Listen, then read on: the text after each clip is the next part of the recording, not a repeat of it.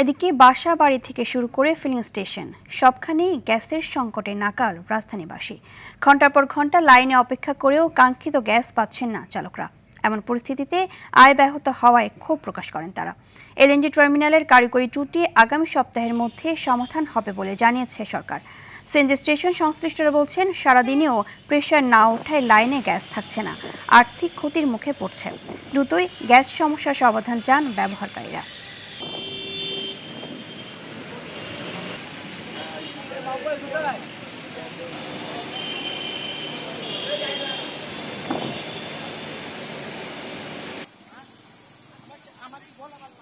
অনেক ভোগান্তি, 2 ঘন্টার দ্বারা 160 টাকার গ্যাস পাইছি। এটা তো ভোগান্তি বললে তো ভুল হয়, মহা ভোগান্তি। আর এই সমস্যা তো আমরা দ্রুত সমাধান চাই। প্রত্যেকদিন রাত জেগে জেগে গ্যাস নেওয়া, সারাদিন ডিউটি করা এবং মানসিকভাবে স্বাস্থ্যভাবে অনেক ক্ষতিগ্রস্ত আমরা। কোনো আশ্বাস পাচ্ছি না। এটা বলতেছে এই তো হতেছে, মাঝখানে শুনলাম 3-4 দিন, তারপরে 1 সপ্তাহ, এখন 2 সপ্তাহ ঠিক হবে কিনা তাও নিশ্চয়তা দিতে পারতেছে না। দর্শক, এই মুহূর্তে রাজধানীর মিরপুর এলাকা থেকে যোগ দিচ্ছেন সহকর্মী সাদিয়া কানিজ।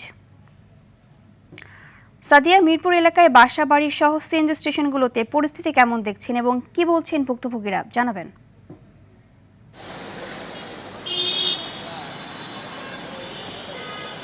ইভা, আমি এখন যে স্টেশনে রয়েছি, সিএনজি স্টেশনে, সেখানে কিন্তু দুপুর 1টা থেকে বন্ধ করে দেয়া হয়েছে গ্যাস সরবরাহ, কারণ গ্যাসের চাপ না থাকায় তারা গ্যাস সরবরাহ করতে পারছেন না।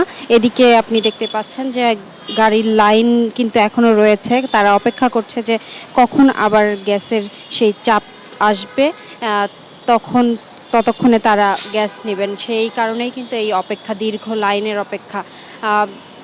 1টা পর্যন্ত তারা তাও কিছুটা গ্যাস পেয়েছে, কিন্তু এখন আর পাচ্ছে না। আর সকাল থেকেই আমরা দেখেছি, সকাল থেকে 4-5 ঘন্টা করে অপেক্ষা করে অনেকেই গ্যাস নিচ্ছেন। তারপরও কিন্তু কাঙ্ক্ষিত যে তাদের যে পরিমাণ গ্যাস তাদের দরকার, সে পরিমাণ গ্যাসও তারা পাননি, এমন অভিযোগ করছেন।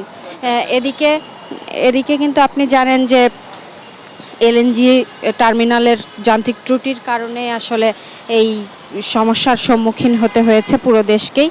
তো সেই জায়গা থেকে সরকারের বিভিন্ন আশ্বাসেও কিন্তু চালক যারা আছেন, যারা এই স্টেশনগুলোর দায়িত্বে আছেন, তারা কিন্তু সন্তুষ্ট হতে পারছেন না, কারণ বেশ কয়েকদিন ধরে এই সমস্যার সম্মুখীন হতে হচ্ছে তাদেরকে। সেই কারণে কিন্তু কর্মঘণ্টা যেমন নষ্ট হচ্ছে, তেমন তাদের আর্থিক ক্ষতির সম্মুখীন হতে হচ্ছে, এমন অভিযোগ তারা করছেন।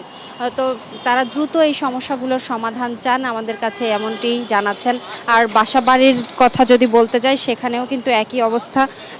যারা গৃহিণী আছেন তারা ঠিক সময় রান্না করতে পারছেন না, রান্না উঠায় দিলে অনেক সময় দেখা যাচ্ছে অর্ধেক মাঝপথে এসে গ্যাস শেষ হয়ে যাচ্ছে, সেক্ষেত্রে তাদের রান্না নষ্ট হয়ে যাচ্ছে।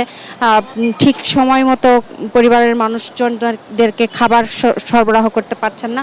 তো এই ধরনের সমস্যাগুলো কিন্তু রাজধানীর বেশিরভাগ এলাকায় আমরা দেখতে পাচ্ছি। যারা এই সমস্যা কিছুটা সমাধান যারা করতে পারছে, তারা বেশি বাড়তি খরচ করে কেউ আসলে গ্যাসের বোতল কিনছে, অথবা দেখা যাচ্ছে রাইস কুকারে রান্না করতে হচ্ছে। এই ধরনের বিকল্প ব্যবস্থাগুলো নিয়েই তারা জীবন অতিবাহিত করছে। তো মানুষ সবাই চাচ্ছে যে আসলে সরকার এই সমস্যার দ্রুত সমাধান করুক, যদিও সরকার আশ্বাস দিচ্ছেন, মানুষ এটিই চাচ্ছেন আসলে। তো ইভা, মিরপুর থেকে এই ছিল গ্যাস সংকট নিয়ে আমার কাছে সর্বশেষ। ধন্যবাদ আপনাকে।